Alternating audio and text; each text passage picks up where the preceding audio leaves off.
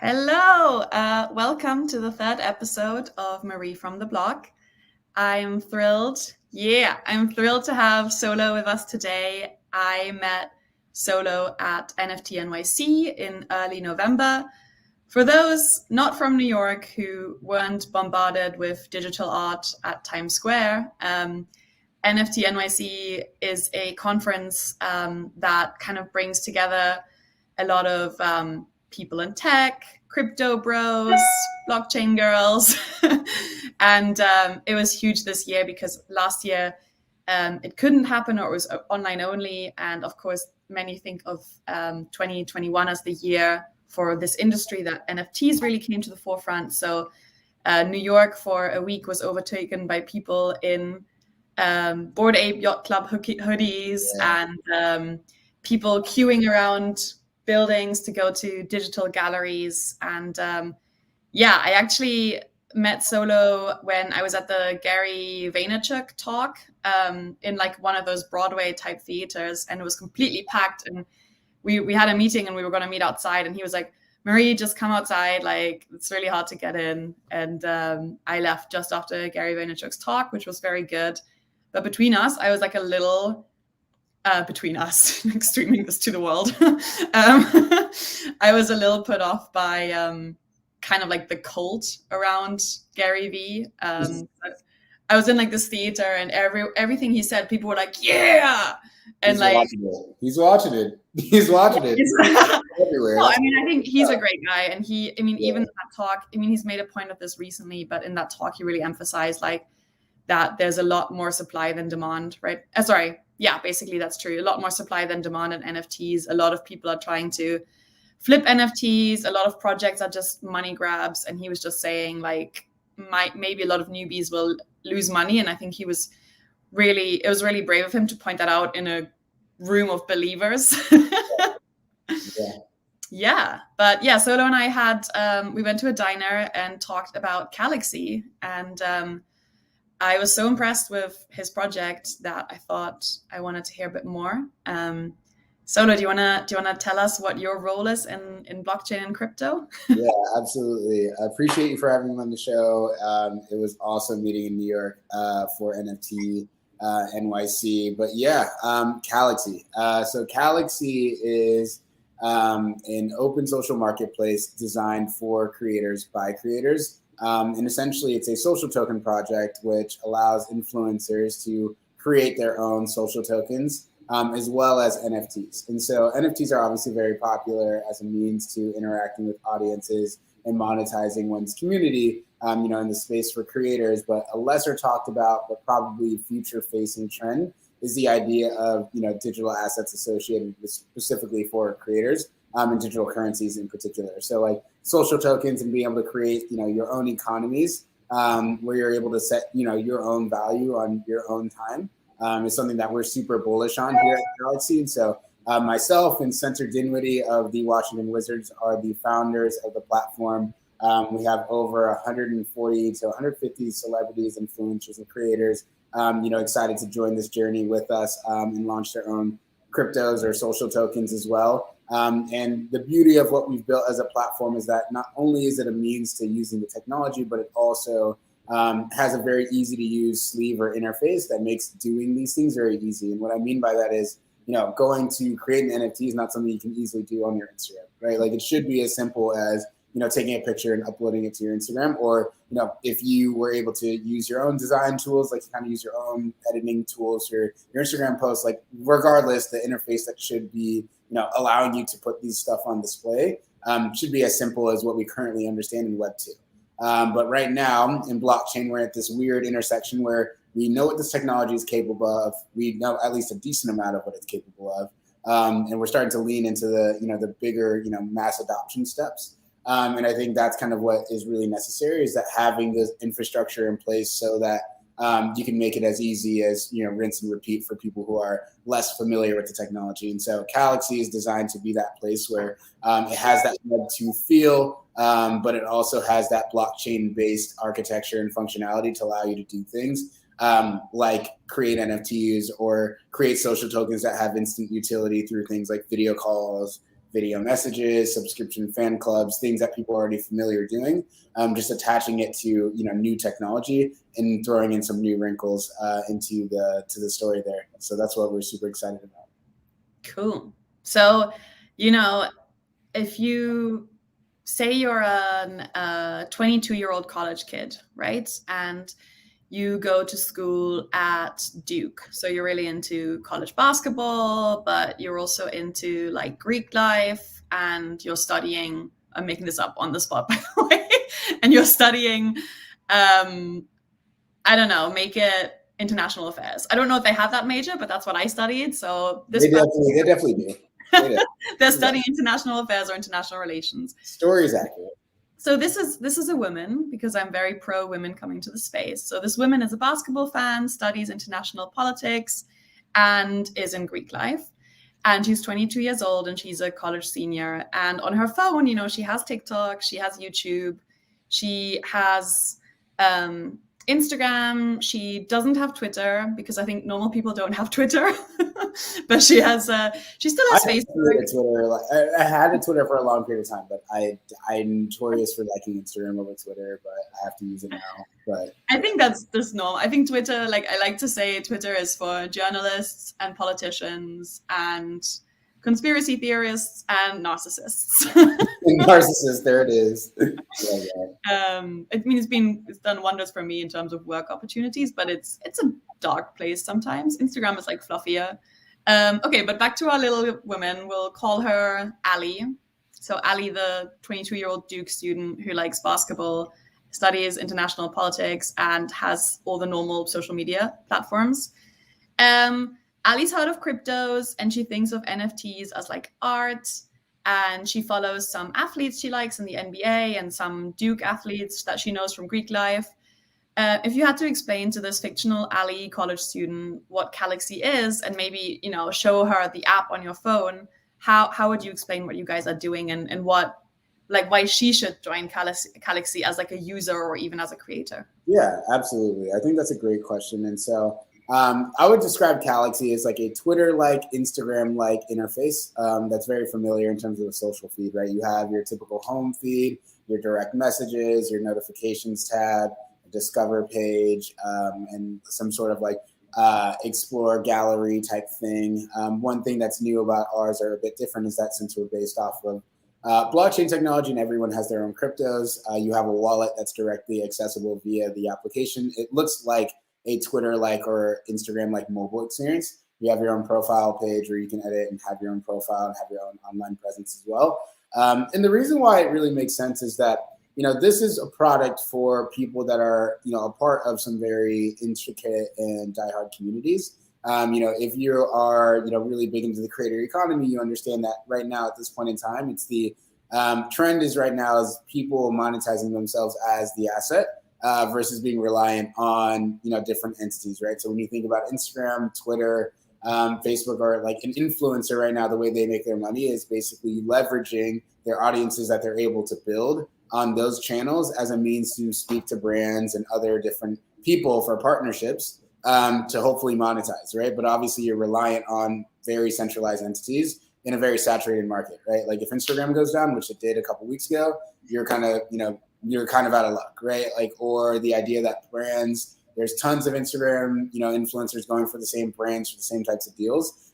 So they have all the pricing power, right? If you don't take a deal, they're going to the next person who's just like you. That's going to take, a cut underneath that, and you kind of run down, a race to the bottom. And so the creator economy is the opportunity for these creators to create their own profiles, their own images, similar to how they do on Instagram. But the difference is they also are able to monetize engagements that live directly in this ecosystem, right? So if you wanted to buy a Cameo style video message, there's a lot of things you could do on Cameo, but there's probably a little bit more that you could do that speak differently to different types of people. So in the example of, the 22-year-old Duke student, maybe she's really big into, influencer makeup routines. I don't know. It could be that type of thing. And if she wanted to be able to potentially book a call face-to-face like we're having directly within an application, this stuff can exist within Calaxy. And so it's really meant to be that easy-to-use interface that's built on blockchain, but is it meant to be, overly intimidating or scary. Like it doesn't feel like it feels more like Twitter and Instagram, but built with that added, capability so that we can do things like, oh, you want to buy an NFT directly in the app? Like you can do that from a creator. Like if you want to buy a video engagement, like a video call and schedule time with a creator directly within the application, you can do that. If you want a video message just like Cameos, great, you could do that. If you wanted to subscribe to their, subscription content, you can also pay a monthly fee to them to do that. In terms of tokens. And so that's kind of what Calaxy is really meant to be, is that easy to use ecosystem that's very, very much so missing in crypto. I think the analogy that I like to say is that if you think about, most blockchain projects, they give you the tools to do really cool things like launch social tokens and create, digital assets, right? But at the end of the day, they're kind of just open source means a bunch of tools sitting in a pile that you can use to build whatever suits you, right?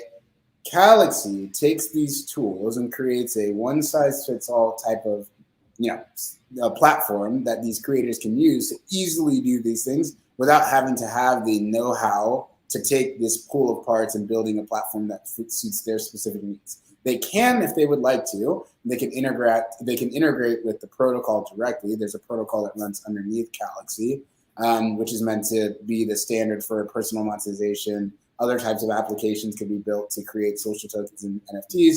That's called the Creators Galaxy. But Calaxy is taking those parts and making a serviceable, very easy to use experience for these people to do this type of stuff in a way that, at the end of the day, we're not engineers. Maybe you are, Marie. I don't know. I'm not. But I certainly know how to drive a car. And I don't know how it works. But at the end of the day, I can turn the key and press go. And that's how this technology really needs to be made accessible to creators specifically, but also, fans. Awesome. Yeah. Although you're not an engineer, you are a lot of things solo. So I was wondering if maybe you could share maybe a little bit of your own journey, like your interest, your sport, and then also how you met your co-founder, who's a pro athlete. And that'd be really cool. For sure. So I'm from St. Louis, 27 years old, just turned 27 on Thanksgiving this year. And I'm from St. Louis. I had the chance to start playing football around the age of 15, 16. So I started playing American football. I was a nerd growing up. Like I did not play sports at all. I was a big mama's boy in the kitchen every single day. I might have tasted every single thing before it actually hit the table with my mom while she would cook.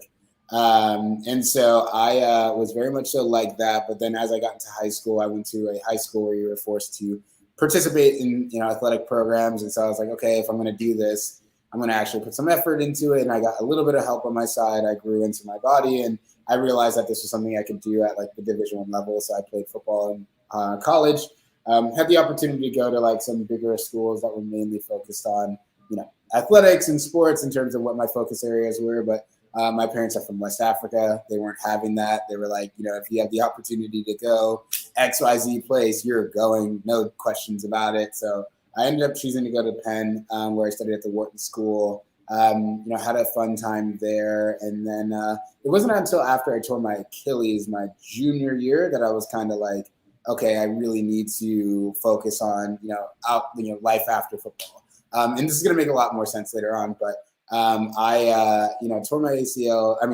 Achilles. And that's when I started focusing on what I was going to do next. And so a lot of people naturally at Penn and Wharton, they go work in finance. So I worked as an investment banker where I was focusing on securitization. So I would help take different types of assets and help create financing opportunities against them. So whether it was residential mortgage back or CLOs, et cetera, I had a very diverse background there. And that is kind of impetus of where we start to Calaxy. And so my co-founder, Spencer, is my older brother's best friend. They're both like my older brothers, but quite honestly, sometimes act like my younger brothers, but we love them all the same. But in all seriousness, Spencer is a very forward-thinking guy, and he's very smart at piecing puzzles together. And so he was thinking about ways to democratize his sports contract through the things that I, grew expertise in. So like, sorry, just have to interrupt you really quickly. So for people who aren't us or Ali, the fictional Duke student, could you just, maybe like Europeans who only watch soccer, could you just briefly explain who Spencer is? Yeah, absolutely. So Spencer Dinwiddie is the starting point guard on the Washington Wizards. He previously was on the Brooklyn Nets, was a great player for them. In his last healthy season before he got injured, he put up 21 points a game and 7 assists. So he's a very good basketball player in his own right, but he's also a blockchain fiend. Like, this is his thing. This is his lane. Like, honestly, sometimes you should probably talk about it a little bit less just so that NBA people think he actually likes playing basketball, which he does. By the way, if anybody's watching this, he does like playing basketball.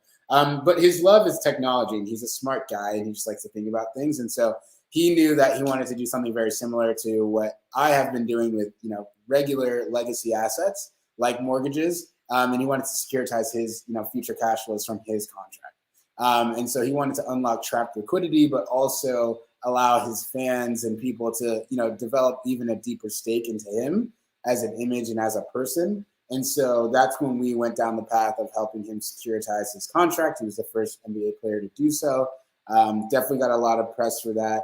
But I think it was a useful exercise in what was the ultimate journey of what we're building now.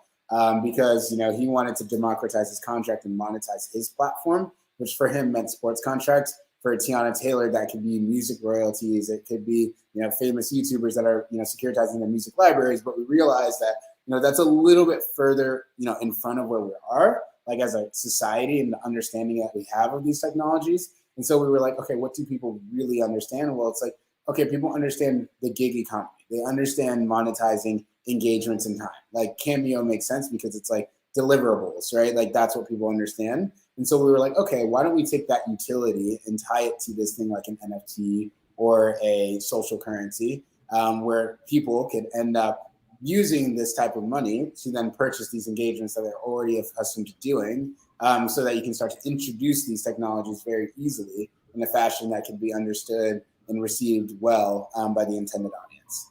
And so that's kind of a little bit on my background and how we got to here. Nice. So I have to go back to your immigrant parents because I'm also, like, my family left Germany when I was 10 and we've been moving around ever since. So I definitely get like the driven parent thing, like only the best schools, only the best activities. Yeah. Let's see the grade sheet, everything. Oh yeah. Are you sure you want to study history? 95%. What's about the other 5%? 95% on the test. What about the other 5%? So, exactly. But I mean, so what do your West African immigrant parents who, you spend a lot of time with your mom in the kitchen, you said you were a mama's boy before you played football. It seems like you were like a parent's dream, like sports scholarship, Wharton at Penn, like Ivy League, and then Wall Street, Citibank. What do they think about this new blockchain adventure that you're on? I think at first my parents were like, what do you mean the current banking system as structured makes no sense? Like they just like were so it was so hard for them to kind of wrap their heads around the whole ethos of it, which I don't blame them for. That's very tough. And honestly, like coming up in Wall Street in the background that you just laid out, like it wasn't something that I came to that was like, oh, this makes a bunch of sense to me. Like I had known about Bitcoin and blockchain back in 2012. Like people had been talking about it in the circles that I dealt with, but I never really, looked into it that deeply until Spencer really brought it back to me again. And so I think from that perspective, it was, a bit later on in life that I really became, accustomed to, the power of the technology and how it can be really helpful.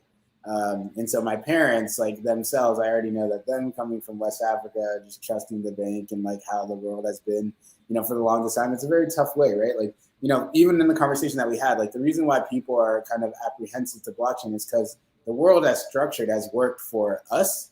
It's worked for the people that came before us. And it also worked before the people, for the people that came before them, right? And so like, it's super hard to change that consumer behavior. Just like the fact that like getting in a car with a stranger like 10 years ago was weird. Like Uber did not make sense. That was really weird. Like getting on the street and like having a random car pick you up at 2 a.m. with a stranger you don't know is crazy. But now it's just like the easiest way to do things. But there used to be times that we actually used to wait on the street and hope that a taxi came. In New York, you can do that because there's a lot of them. But like there'll be people in Des Moines, Iowa being like, oh, how am I going to get home? Like, that type of stuff. And so like once that type of stuff comes in, there becomes more use cases, which I think they're starting to see. They're like, oh, this is starting to make sense. It's not just this. It's not just that. It's been an educational journey for them, which is honestly one of the fun parts. If I can get my parents to understand what I can do, oh man, that 22-year-old Duke student is mine. You know? Yeah. Yeah, and I really hope that the 22-year-old female Duke student gets in on this early, because I think my big fear is that this is the next rush of technology. That, I mean, I was at NFT NYC, and when I went to pick up my press credentials, there were like 300 people in a line around the block, and I'm not kidding, like 98% of them were white men between like 18 and 35. Yeah. And that just made me kind of sad, because I just think, like you were saying, this technology has the potential to disrupt so many industries, but I want everyone to like be able to have a stake in it, not just be able to cash in on it, but be able to build it together. Yeah. But I what you were saying about, I think, so my dad, he works in Africa, and I just think he works in South Africa, but it's a Pan-African Middle Eastern company. And I think the potential for blockchain is enormous in Africa, because what you were saying about like, we trust banks because they work for us, they've worked for our parents, they've worked for our grandparents. Like, we have central banks, we have the Federal Reserve, whatever, everything is like pretty okay, apart from like inflation right now, but that's another story. In Africa, you might not, like, maybe your money in some countries could disappear from your bank account one day, or an international transaction from Zimbabwe to Nigeria might never arrive.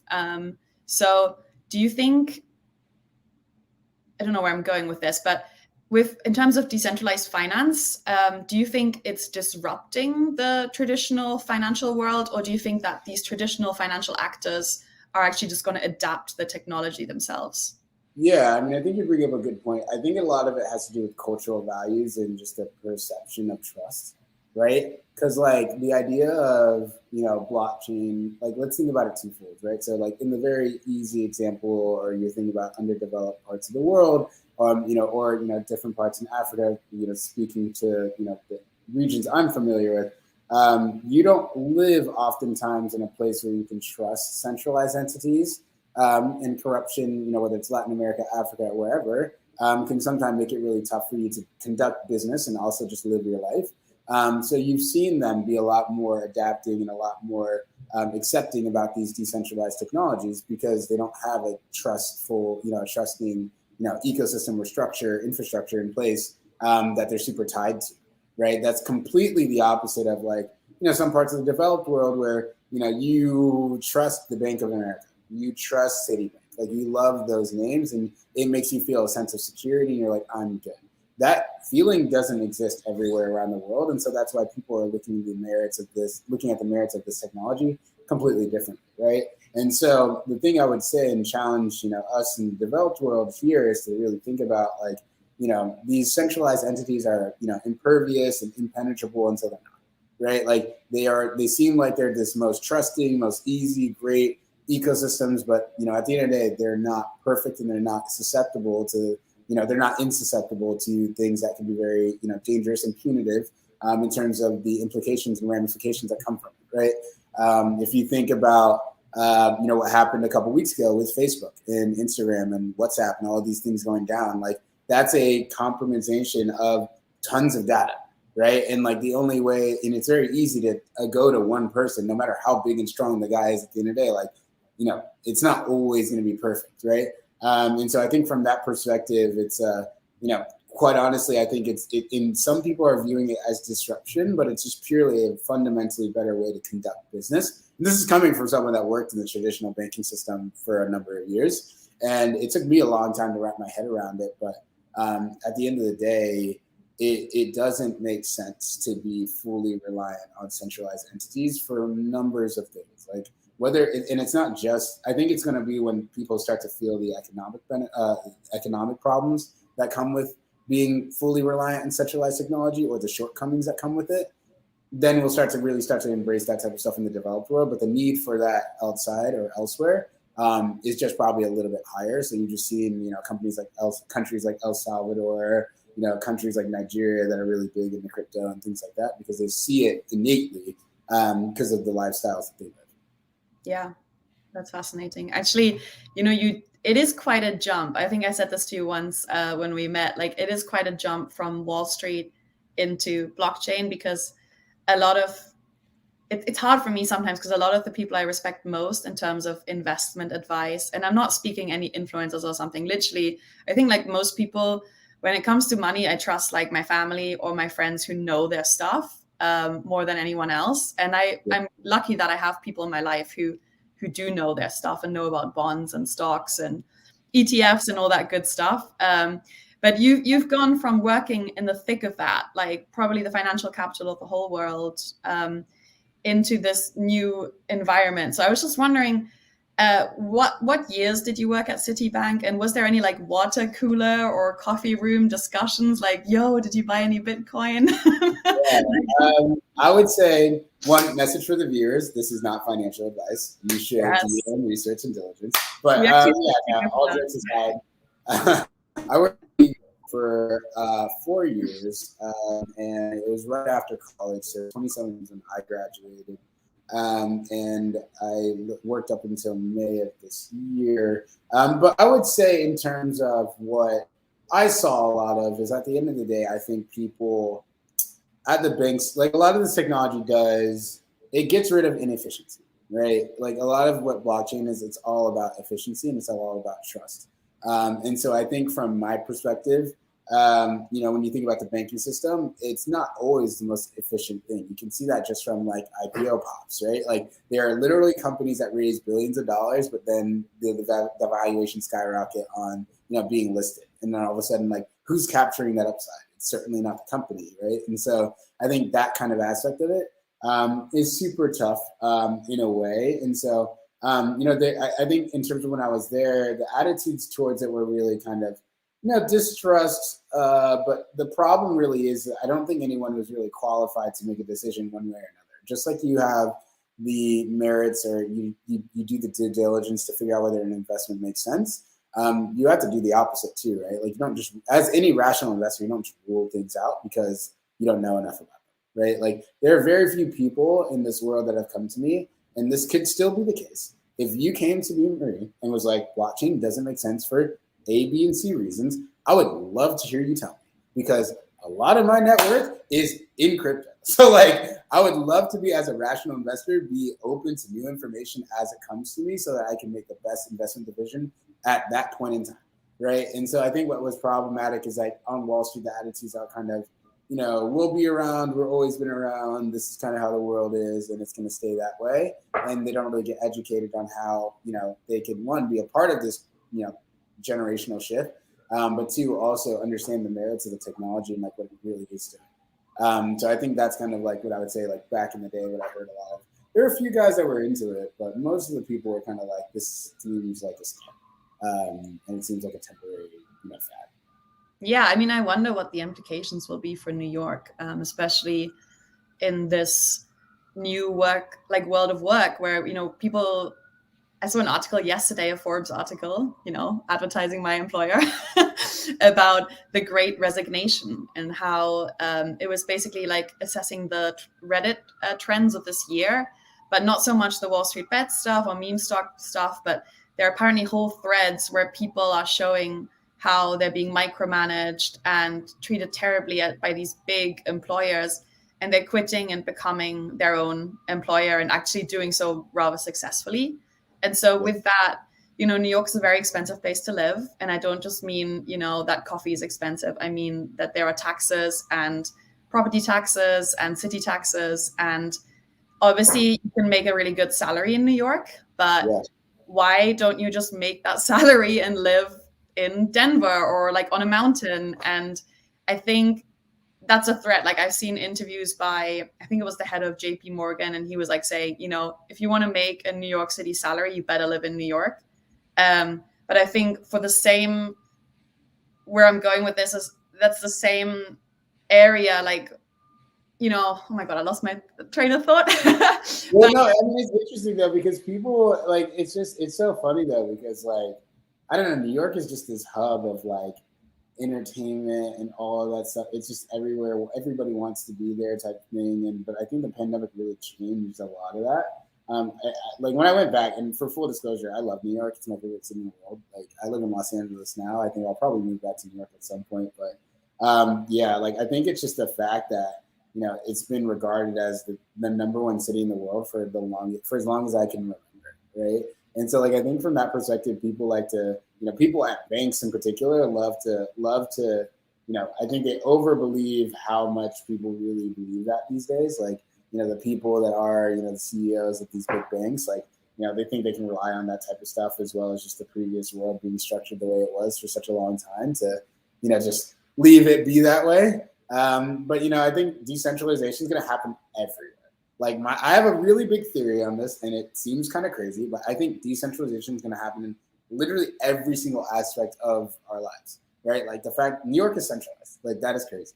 Like you're already starting to see it. Companies are starting to move. Like things are starting to spread out. All of a sudden, Texas isn't this super cheap place to live anymore. Like rent can go crazy up there too. Like I think we're moving into what is like a more equilibrium type space, and the old world and all of this stuff and wealth creation and value has all been trapped and segmented, in a way that like I think decentralization is really helping out, alleviate that.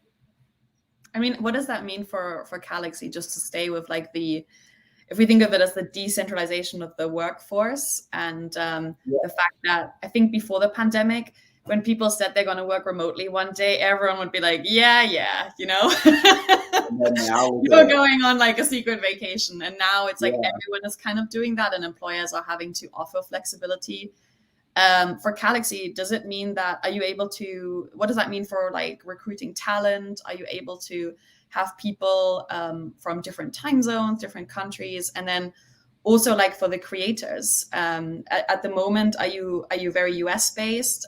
Is it only open to, okay. Yeah, great question. So I think in terms of like company policy, like, I mean, it's definitely a Spence decision, my decision, exec team decision, but we definitely want to recruit the best talent no matter where people are from.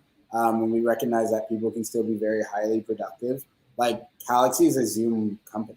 Like we're young enough that we are a Zoom company. Like we started off in our early days, like doing most of our stuff on Zoom. Actually, technically Google Meets, but anyway, we're still working on that. But we started in a virtual world, and it's worked really well for us so far. And we want to recruit the best talent, and we just want to be a place that is built for the people by the people. Like our whole ethos is being built for creators by creators.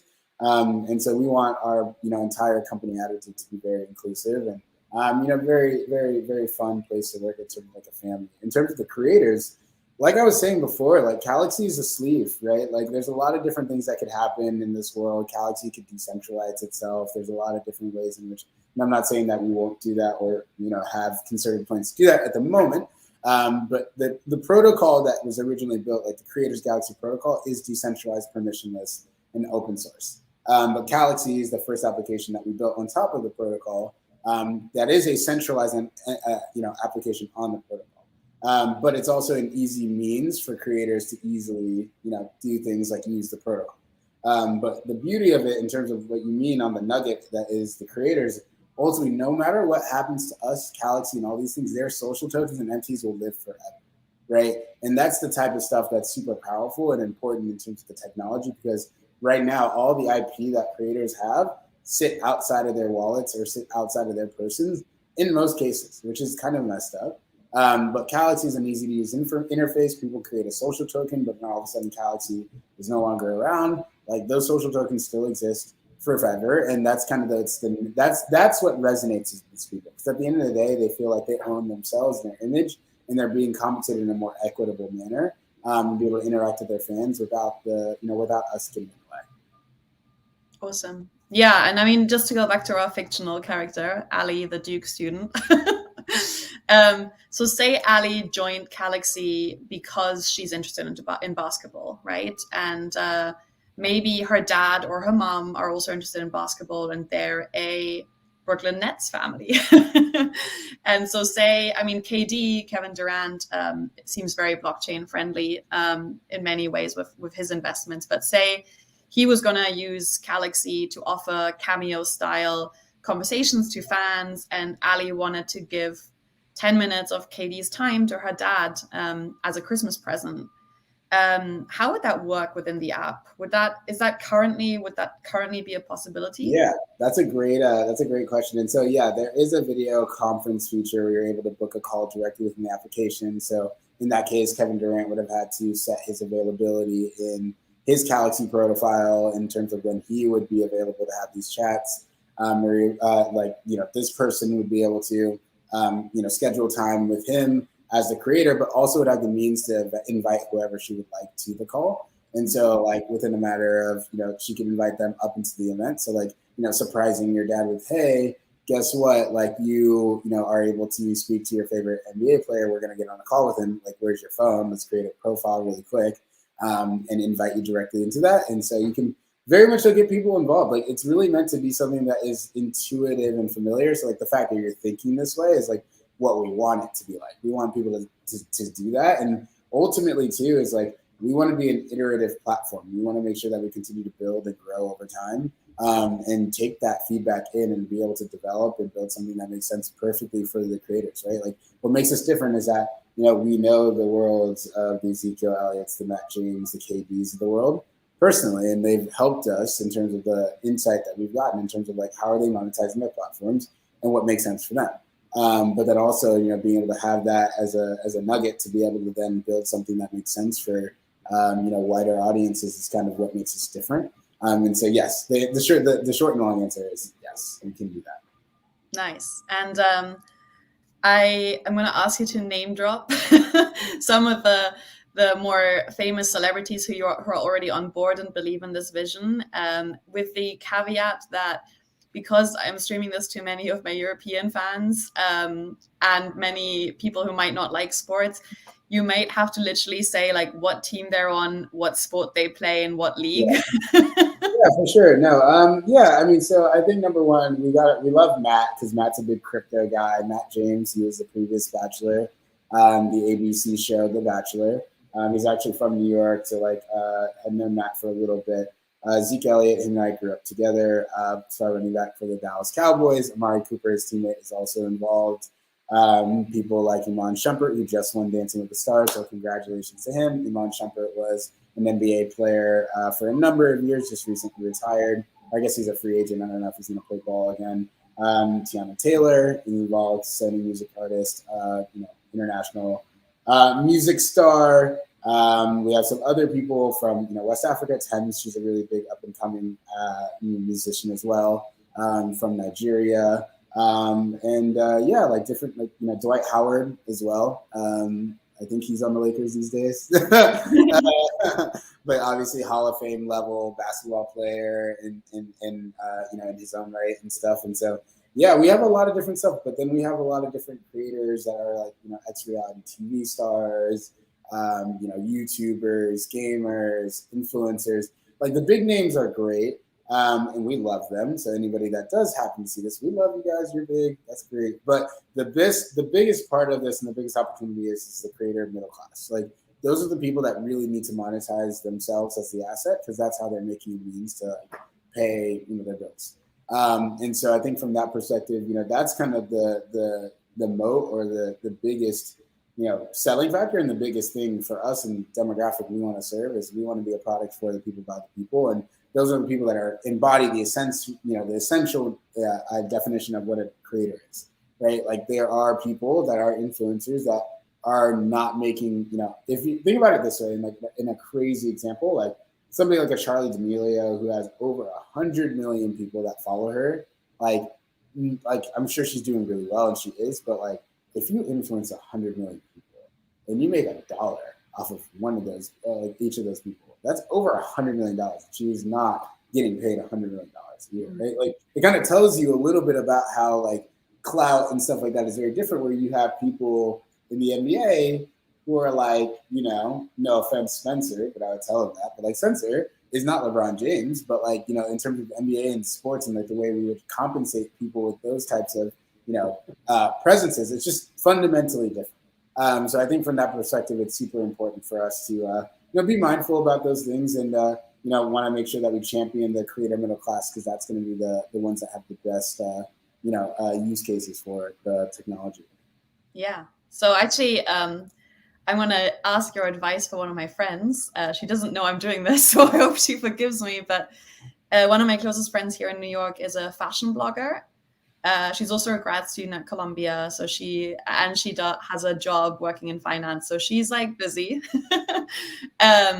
But she has tens of thousands of followers, and it's typical for influencers. You know, influencers are hustlers. Like creators are absolutely hustlers. Like she has a TikTok, she has a big Instagram where she does affiliate marketing and normal content and shoots.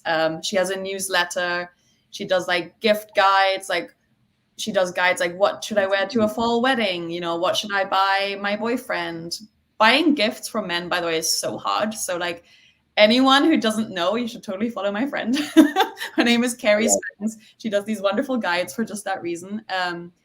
And yeah, I mean, if she were interested in exploring Calaxy, could you give her some advice of maybe some things that she could do and how she could use the app? Yeah, no, somebody like her, that makes a lot of sense. So there's one feature that's actually really cool, and like you just said it towards the end, like like what should I do? What should I do? This like kind of engaging your fan base. That's the stuff that she's already doing, but you can even take that to the next level. Like you can create people that have in and out groups that are people that are your closest fans that want to be able to vote on these types of communities decisions. That are a part of your fan club that are paying you a recurring fee to kind of be a part of this community that you create. Is one way. You can monetize polls directly. So like, one example that was one of the, nuggets for the beginning of this was, Spencer being able to be like, what team should I go to? Or what, pair of shoes should I wear? And like be able to take those proceeds and either, monetize it or donate it to charity or whatever. He asked what team he should go to? Yeah, like you could do that type of stuff. Like obviously it was like, if it was one of those things where like on a contract year, he could be like, oh, you know what, I will, what team should I go to? Here are 4 options. And like my fans can vote. And if I make a certain amount of money, I'll sign a dollar deal and go play wherever. Right. Like if LeBron wanted to do that type of stuff, he could do that. If your friend in this example wanted to, talk about where should I do my next vlog and like I'm taking a trip, and she could put like, Miami, I could put New York, it could be LA, whatever. Her fans could actually participate by using her tokens to vote in this type of stuff, so they could feel engaged and feel like they have a say in the type of content she produces. And she can monetize that or choose not to monetize that on top of the subscription type content. So like maybe that newsletter is available exclusively to people who are part of her fan club. I'm sure people would love to know more about who she is, because when you start to deal with these influencers, you start to see that people really do like learning more about who they are as a person. So doing the video calls and the video messages are quite easy. And there's actually a custom feature which allows an influencer to do something that's tailor-made to their fan base. And you can add as many as you want, but we have Chef Hoppy, who's the Dallas Cowboys celebrity chef. So he cooks for Dak, he cooks for Zeke, he cooks for all these guys. And he would probably use that to offer cooking classes, right? So there's a lot of different types of stuff that could be created, and we want it to be all accessible from the phone and an easy to use interface. And it takes time to build, and so we've been building for a while now, but we're really close there. We put the first product into the App Store. It's an invite-only sort of club-type style rollout where we continue to invite fans and have people start to build out their audiences and use the engagements. But yeah, we're super excited as creating not only the infrastructure for introducing, hey guys, you guys should be doing NFTs and creating your own cryptocurrencies, but then also, hey guys, here's a really easy way for you to do those things. Calaxy app available in the App Store. So that's kind of the pitch that's a bit different and kind of, quite honestly, not much really exists out there like that. Yeah. So if Ali, our 22-year-old Duke student, say she was doing a Friendsgiving and she's never cooked before, let alone like done a turkey, she could book the Dallas Cowboys chef, like time with him, or like ask him for like some help. Is that what you're saying? Yeah, That's potential. You could do that. Maybe not on Thursday because Chef Hoppy likes to eat and he likes to eat himself, and he's always he's busy himself. But yeah, no, that's the goal. It's really, you had you have a boyfriend that you really love. You like wants to maybe he's from Africa and Chef Hoppy can make some jollof rice, and like maybe you get on a call and Chef Hoppy be helping you make that stuff. Like that's the idea. Is really you want it to be super easy and friendly, and allow them to create this ecosystem so that when you have this ecosystem too, it's not even just that. Like not everything in the app is paid for play. Like it's like see like what people are doing, they're following, they're posting. It's kind of like Instagram, kind of like Twitter, really. You can see what they're posting, what people are talking about. And obviously there's that upper level of monetization and stuff, which I think is really missing in terms of like the creator monetization applications, right? That social home, that really cool thing. Another thing that we haven't really talked much about is like Calaxy also wants to be the coolest place for NFTs to be displayed. So Roham from Dapper Labs is the CEO of Dapper Labs is an advisor to us.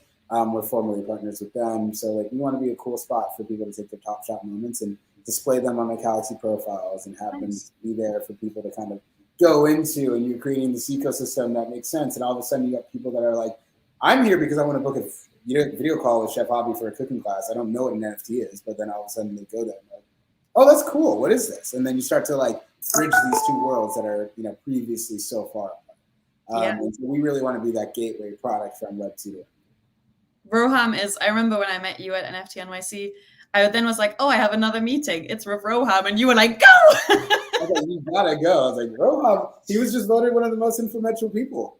He's really impressive. I have to say, I think maybe it's an accident because I don't have the volume. I haven't had the volume of interactions yet to make these kind of conclusions. But in my experience so far with the entrepreneurs in this space, I've been most impressed by people who came to the US from elsewhere or have some kind of like third culture kid background. And Roham is like that. And he's so optimistic and kind and happy. And just seemed like, I remember I was having this conversation with him. People were literally coming up to him in the hotel lobby being like, can I get a picture with you? Yeah, he's actually like a celebrity. I'd be telling people, because I'd be telling Spence, I was like, yo, how would you feel if you went there and people would not even look at you today? That's it. But no, just all jokes aside. But yeah, he's a Lakers fan as well, there's that. But yeah, no, that was a really good conversation with him. And I think NBA Top Shots is going to help onboard a lot of people into NFTs because you can pay in fiat currency, you can pay in your US dollars. And if anyone hasn't tried it yet, I mean, again, this is not advertising. This is just like from my experience, it was really valuable to buy a starter pack because I think the starter packs were, when I did it, $9 for 3 cards. And if you're into sports, you just get it because you collected soccer cards, like Panini World Cup cards.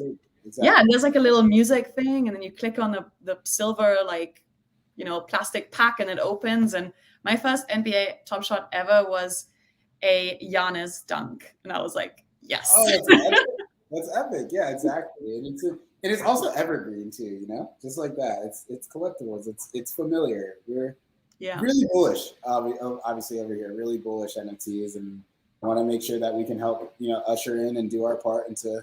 Now I think every single project has to find their space in their niche. Like ours has really been creator economy, creator-centric middle class, like YouTuber, true influencers. Like, yes, you have celebrities, but like true influencers that need a toolkit to go to tailor-made solutions and offer difference. That's our niche. Like that's really what we want to be. Like, and then there are other things like, NBA Top Shot, that's meant to be organizational and like bigger PA-centric, like IP that's helpful for them to monetize. And then you have obviously like different types of marketplaces and things like that. But it's a super exciting time for Web3, and 2021 was crazy. I actually just wrote a piece for Rolling Stone. I just submitted it, so we'll see when it comes out soon. It just talks about how crazy this year was when it comes to blockchain and stuff like that. So stay tuned for that too. But it's been a crazy year. Yeah, we'll be sure to retweet that. Rolling Stone, they're on top of it. They had that story recently on the Bored Ape Yacht Club and what that is all about. I think they had an ape on the cover. It's crazy. Yeah. Solo, if anyone is just getting involved in this, maybe has heard of an NFT, but doesn't have any crypto, doesn't really know what to do, but is like intelligent and, has a laptop. And this is not financial advice, but as a friend, what would you recommend? What would you recommend to Ali if she was like, oh, I want to explore this space more? I want to get into NFTs. I would say there's 2 ways. I mean, there are people that want to create art and people that want to purchase it. I think I would learn into a couple of things about the dynamics about market dynamics, which is like a kind of more financially savvy thing. I think you need to understand the idea of scarcity and value. Regardless of whether it's a digital asset, a house, or anything, just understanding supply and demand and basic economics can be helpful from the investment side. And then from the creation side, obviously that's something that you have or don't have, or maybe you just have a very creative mind. There's a lot of weird stuff out there that's getting bought. So who am I to say that you have talent or not talent? Talent's subjective. But on the investment side, I think it's making sure that you understand the merits of the technology and how it really works. And also, I think, understanding like the idea of like, okay, like if you buy this piece, like what does your exit strategy look like? What do all these chains mean? Like what does the liquidity really look like if you're trying to sell a piece? Like if you're an artist, like and you mint an NFT on one chain, like are there a lot of people that have that chain's crypto to buy it? Like is there enough liquidity out there for you for a very high price ticket item? Or if there's not, the general community that you can build around NFTs are going to be what truly make them value, not even the art themselves. Like, Bored Ape Yacht Club and the idea of utility attached to NFTs are super important and people like that. And so I think just understanding all those dynamics is super key. And then also just staying up to date with the space, right? It's not something you just put your money in and go, right? Like it's still a speculative asset class. It's not the same thing as buying government bonds or, letting your money sit in USDC. So I think it's very important to, just, for that reason, be up to date with the market dynamics. Very good. I think Ali's dad would allow you to carry on meeting up with Ali after that very sound advice. You're not trying to scam her into any. No, yeah. Exactly. Solo, it's been an absolute pleasure. I always ask one fun question at the end. If you don't mind. What you got? So we've had like favorite women NFT. We've had favorite TV show. Last week was the big Spotify Unwrapped week. I'm not sure if you're a Spotify user, but can you recommend, like what are you listening to right now? Are there any artists whose music you really enjoy? That's a good question. So my favorite artist of all time is The Weeknd. I love his old stuff especially. I like Burna Boy. I gotta stay up with my Afro beats. Burna Boy is really good. I also like Brent Faiyaz. I like Neo. Neo's from Out Your Way. She's from the UK. What else? Adele has a new album, straight fire. So good. What's your favorite song from the new album? Sorry to put you on the spot. That's tough. Like that's tough. I'm an album listener from beginning to end. Like every time I listen to stuff, I'll get like I usually listen to it when I'm at the gym and in the morning, and I put it from beginning to end. I usually do like 45 minutes of cardio, like beginning to end. Like it's. You can do cardio to Adele. Huh? For me, Adele is more like bathtub time. Like you can do cardio to Adele. I mean my fingers, bro. Like it's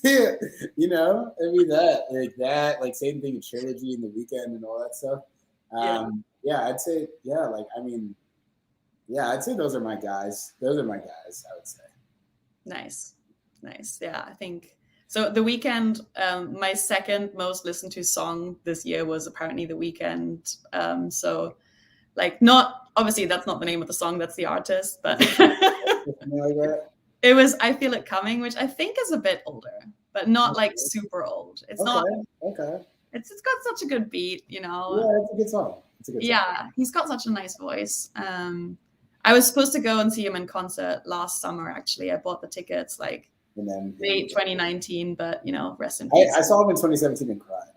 Oh yeah, you are an OG fan. Yeah, I've been listening since 2011. Nice. Listen, just 30 seconds. Flag your stuff. How do people find you? How do people download Calaxy? Yeah, no, absolutely. So yeah, you can find me on all social. I'm on Instagram at solo.ceesay, SOLO.CEESAY. At Twitter, at solo Ceesay, no dot. You can find Calaxy on socials as well, CALAXY, APP at Calaxy app on all your major social channels as well. And super excited. We're available in the App Store and, excited to roll this out and invite more people in. So it's been a pleasure being on the call as always. Thank you so much for having me. Yeah, thanks for coming on and hope you enjoy the holidays. You too. Bye, Solo.